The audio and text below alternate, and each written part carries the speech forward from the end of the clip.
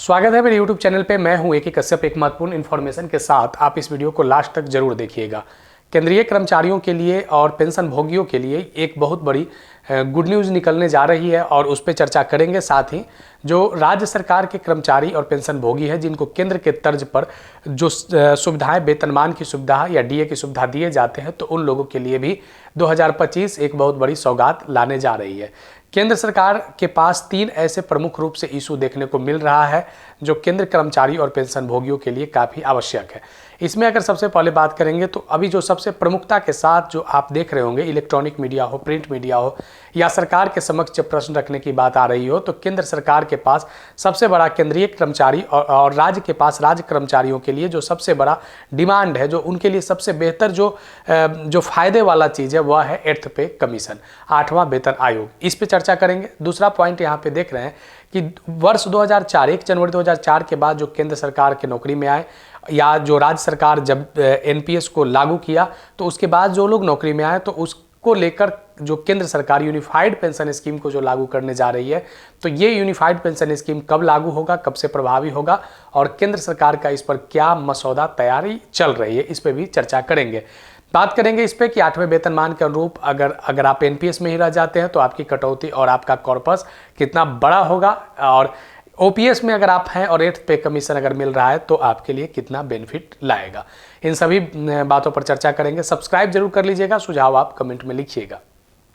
चलिए यहाँ पे शुरुआत करते हैं। केंद्र सरकार का जो आप देख रहे हैं, ये जो अभी वर्तमान में जो वेतनमान कार्य कर रहा है, वह 7वां वेतन 7th पे कमीशन कार्य कर रहा है। अभी जो सबसे बड़ा जो अभी आपने एक न्यूज़ देखा होगा कि राज्यसभा में एक प्रश्न किया गया वित्त राज्य मंत्री के पास पंकज चौधरी ने इसका लिखित जवाब दिया कि केंद्र सरकार के पास अभी 8th पे कमीशन का कोई प्रपोजल नहीं है।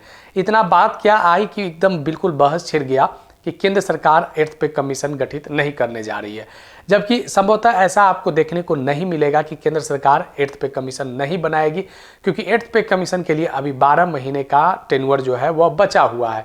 अगर बात करें यहाँ पे कि 8th पे कमीशन अगर प्रभावी होगा तो इफेक्टिव जो इसका डेट होगा वो 1 जनवरी 2026 इसका प्रभावी डेट होगा। तो यहाँ पे एक सबसे बड़ी जो बात, जैसे ही यहाँ पे अगर आप वित्त राज्य मंत्री का जब ये स्टेटमेंट को आप देखेंगे तो उन्होंने कहा कि केंद्र सरकार के पास 8th पे कमीशन का कोई प्रपोजल नहीं है। यानी ऐसा नहीं है कि प्रपोजल नहीं आ सकता है। बहुत बार ऐसा देखा गया है कि जिस समय क्वेश्चन किया गया उस समय प्रपोजल नहीं था, लेकिन बाद में प्रपोजल आया और उसको लागू भी किया गया। तो 8th पे कमीशन को लेकर अभी 12 महीने का जो समय बचा हुआ है, तो अगर ये प्रभावी भी अगर होता है तो 1 जनवरी 2026 जिस पे हमने चर्चा किया, अगर 8th पे कमीशन की गठन की अगर जो सबसे मुख्य रूप से अगर आपको जो देखने को मिल सकता है वह केंद्रीय बजट का ये 8th पे कमीशन हिस्सा हो सकता है। केंद्रीय बजट को जब वित्त मंत्री निर्मला सीतारमण जब अनाउंस करेंगी तो ये उपेक्षा किया जा रहा है कि वित्त मंत्री केंद्रीय बजट में 8th पे कमीशन को लाएंगे। देखिए 8th पे कमीशन क्यों आवश्यक है, क्योंकि देश की आज़ादी के बाद कभी ऐसा नहीं हुआ है कि प्रत्येक 10 वर्षों पर कमीशन गठित किया गया, चाहे वह 1 वर्ष पहले हो जाए, 2 वर्ष पहले गठित कर दिया जाए कमेटी, या उसका टेन्योर आरंभ होने के बाद किया जाए, लेकिन किया गया। जितनी बार 10 वर्ष लगे 10 वर्षों पर कमीशन गठित किया गया और उसका कम या ज़्यादा फायदा केंद्रीय कर्मचारी और उसी के तर्ज पर राज्य कर्मचारी को मिलते रहा है। अगर बात करें इसमें कि अगर 8th पे कमीशन क्या सच में केंद्र सरकार नहीं लागू करेगी, तो ये मानकर चलना कि केंद्र बिल्कुल नहीं लागू करेगी, ये बिल्कुल अभी उसी तरीके का यक्ष प्रश्न है जैसे आप अंधेरे में तीर मार रहे हैं कि केंद्र सरकार लागू नहीं करेगी। लागू नहीं करने का जो प्रतिशत है वह काफ़ी कम है और लागू होने की संभावना ज़्यादा है। अगर कुछ पहले का अगर आप ऑन रिकॉर्ड अगर इंटरव्यू देखेंगे टीवी सोमनाथन का, तो उसमें एक बात को मेंशन किया गया था, जो अभी जो कैबिनेट सचिव बने हुए थे, पहले वित्त सचिव थे, उन्होंने एक बात को मेंशन किया था कि पे कमीशन के लिए कमेटी जो गठित की जाती है इसके लिए कोई बहुत लंबा ड्यूरेशन की जरूरत नहीं है। ये एक पॉजिटिविटी है आपके 8th पे कमीशन को लेकर। आगे इस पे देखेंगे एक महत्वपूर्ण और बात। देखिए यहाँ पे जो 8th पे कमीशन को लेकर ज़्यादा इसलिए संशय बना हुआ है कि नहीं आएगा। अगर ये 8th पे कमीशन आता है तो 2026 से लेकर 2036 तक इसका कार्यकाल होगा। अब ये संभावना है कि यूनियन बजट 2025 में ये पार्ट बने, और जैसे ही eighth pay commission union budget 2025 का पार्ट बनेगा, यानी कमेटी गठित कर दिया जाएगा, कमेटी स्टडी करेगा, रिपोर्ट बनाएगा। सेवेंथ पे कमीशन जो है वह अशोक माथुर के अध्यक्षता में किया गया था। और सेवेंथ पे कमीशन क्या कर दिया गया था कि 2016 में प्रभावी हुआ था, लेकिन इसको गठित कर दिया गया था 2014 में। अब यहाँ जो अभी वर्तमान सरकार है, ये अपना कभी कभी दलील लोगों के द्वारा दिया जाता है मीडिया में कि ये सरकार इलेक्शन के लिए 2 साल पहले ही 2014 में कांग्रेस के नेतृत्व में जो सरकार चल रही थी, मनमोहन सिंह प्रधानमंत्री थे, तो इन्होंने जानबूझकर 2 साल पहले गठित कर दिया गया। अगर उससे भी पहले अगर आप चलते हैं 6 पे कमीशन या 5th पे कमीशन में, तो एक बार ऐसा भी देखने को मिला था कि जब अटल बिहारी की सरकार था और पे कमीशन आया था तो ड्यूरेशन स्टार्ट हो चुका था, लेकिन कमीशन गठित नहीं किया गया था, बाद में कमीशन गठित हुआ था।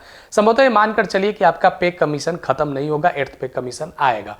अगर देखिए यहाँ पे थोड़ा सा 7th पे कमीशन और 8th पे कमीशन पे चर्चा कर रहे हैं, तो यहाँ पे जो आप देख रहे हैं कि जो 7th पे कमीशन में 2.57 का जो फिटमेंट फैक्टर लगा था, जिसके बाद लगभग 18,000 रुपया मिनिमम सैलरी हो गया था। 8th पे कमीशन अगर आता है तो लगभग मानकर चलिए कि आपके 34.1% आपके सैलरी में वृद्धि हो जाएगा, और ये आपका एक फिटमेंट फैक्टर 2.28 को मानकर चलिए। इसलिए क्योंकि यहाँ पे जब देखिए, जब 7th पे कमीशन आया था तो हमने पहले भी एक वीडियो में इस बात पे चर्चा किया था कि उस समय 6 पे कमीशन का 125% डीए था, तो 2.57 मिनिमम फिटमेंट फैक्टर लगा था। अगर यहाँ बात करें 2026 की बात करें तो आपका डीए मैक्सिमम कितना तक बढ़कर जा सकता है, 70% तक बढ़कर जा सकता है। आपका फिटमेंट फैक्टर 2.28 मिनिमम लग सकता है। अगर उस आधार पर बात करें तो आपकी सैलरी में 34% की वृद्धि देखने को मिलेगा। 8th पे कमीशन लागू होना बिल्कुल जरूरी है। अगर केंद्र सरकार अगर इसको लागू करने में कोताही बरतती है, और जिस तरीके की बाजार व्यवस्था, इन्फ्लेशन, मुद्रास्फीति का दौर जो कर्मचारी जो जूझ रहे हैं या पेंशन भोगी जो जूझ रहे हैं, तो इसका बेनिफिट उन्हें कैसे मिल पाएगा। तो इसलिए केंद्र सरकार को चाहिए कि इस पर एक ठोस निर्णय ले और ये आसान्वित कर दे लोगों को, केंद्रीय कर्मचारी या पेंशन भोगियों को, कि 8th पे कमीशन हम बहुत जल्द लाने जा रहे हैं। अब यहाँ पे एक बात को और जरा देखिए, क्योंकि यहाँ पे 2.57 से लेकर 2.81 फिटमेंट फैक्टर 7th पे में इस्तेमाल किया गया था। ठीक 6ठे वेतनमान में पे बैंड था, PB1, PB2, PB3, PB4, इस तरीके के पे बैंड लागू किया गया था। देखिए अब मसला यहाँ पे एनपीएस का। एनपीएस की अगर बात करें तो यहाँ पे केंद्र में लगभग 23 लाख एम्प्लॉय है। राज्यों की अगर बात करें, सभी राज्यों को मिला ले तो लगभग 90 लाख एम्प्लॉय इस एनपीएस में कवर होंगे। अब देखिए, ये अगर आप एनपीएस को समझिए जरा, अगर ये इस एनपीएस में अगर आप हैं और 8th पे कमीशन लागू होता है तो 34% लमसम जो आपकी सैलरी में वृद्धि होगा, तो आपका 10% का डिडक्शन ज़्यादा होगा। यानी अभी जो आप बेसिक प्लस डीए से 10% जो डिडक्ट करवाते हैं, तो बेसिक प्लस डीए बढ़ने से आपका क्या हो जाएगा, ये यहाँ डिडक्शन 8th पे कमीशन में ज़्यादा होगा और 14% यहाँ पे सरकार का यहाँ पे कंट्रीब्यूशन होगा। एक कॉर्पस बहुत बड़ा बनेगा। इसलिए हम एनपीएस की यहाँ पे बात पे चर्चा कर रहे हैं, क्योंकि अभी जो 1 अप्रैल 2025 से यूनिफाइड पेंशन स्कीम आने वाला है। अब यहाँ पे देखिए कि यूनिफाइड पेंशन स्कीम में जो बात किया जा रहा है, क्योंकि अभी एनपीएस में सब जरा समझ लीजिए, यूनिफाइड पेंशन में जो बात किया जा रहा है कि 10 साल और मिनिमम जो पेंशन होगा वो 10,000 रुपया, और उसके बाद महंगाई राहत दिया जाएगा। अब इस बात को जरा समझिएगा कि एनपीएस में 10% जो आपके वेतन से कट रहे हैं और 14% सरकार दे रही है। यहाँ भी आपको यूपीएस में भी अगर आप जाते हैं तो 10% आपकी कटौती होगी और 18% सरकार देगा। टोटल 28% यहाँ हो जाता है, लेकिन आपके कॉर्पस में 20% जमा होगा पेंशन फंड में। यूपीएस में हम बात करें और एनपीएस में आपका 24% जमा होगा। अब यहाँ पे 8th पे कमीशन में आपकी डिडक्शन अमाउंट बहुत बड़ी कटने लगेगी। आपको लगेगा कि इतना बड़ा अमाउंट कट रहा है और मिल रहा है यहाँ पे 0/सन्नाटा। क्यों हमने ये कहा कि क्योंकि 8वें वेतन में तो आपकी बेसिक डीए काफ़ी बढ़ जाएगी, कटौती तो काफ़ी बड़ा होने लगेगा। यूपीएस में जिस तरीके की ये संभावनाएं चल रहे हैं कि आपके जो भी डिडक्शन, अगर एनपीएस में आप रहें या यूपीएस में रहें, दोनों में से किसी एक को चुनना होगा। यूपीएस में अगर आप रहेंगे तो ऐसा कहा, संभवतः ऐसा अनुमान है, आने वाले समय में देखिए क्या नोटिफिकेशन आता है, लेकिन ऐसा अनुमान है कि आपके पैसे जो है वो सरकार रख लेगी। अब बताइए, इतना बड़ा अमाउंट आप डिडक्ट करवा चुके हैं, आपका वो पैसा गवर्नमेंट रख लेगी। अब यूनिफाइड पेंशन स्कीम में वो पेंशन चालू कर देगी। एनपीएस में अगर आप रहते हैं तो पैसा तो वापस 60% मिल जाएगा, लेकिन आपको फिर पेंशन नहीं मिलेगा। तो 8th पे कमीशन जो है डिडक्शन की एक बहुत बड़ी कॉर्पस बनने जा रही है अगर लागू होती है तो।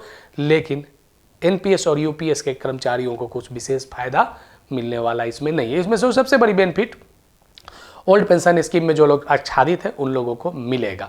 तो आगे फिर हम चर्चा करेंगे एक टॉपिक 8th पे कमीशन और यूनिफाइड पेंशन स्कीम, इस पे भी चर्चा करेंगे कि एनपीएस और यूपीएस में से कौन ज़्यादा अच्छा होगा केंद्रीय और राज्य कर्मचारियों के लिए अगर लागू होती है तो। फिर हम मिलेंगे आगे नेक्स्ट वीडियो नेक्स्ट टॉपिक में। बताइएगा कि वीडियो कैसा लगा, अगर कोई सुझाव होगा तो आप कमेंट में लिखिएगा। वीडियो को लाइक ज़रूर करके शेयर कर दीजिएगा। मिलेंगे आगे नेक्स्ट टॉपिक नेक्स्ट वीडियो में।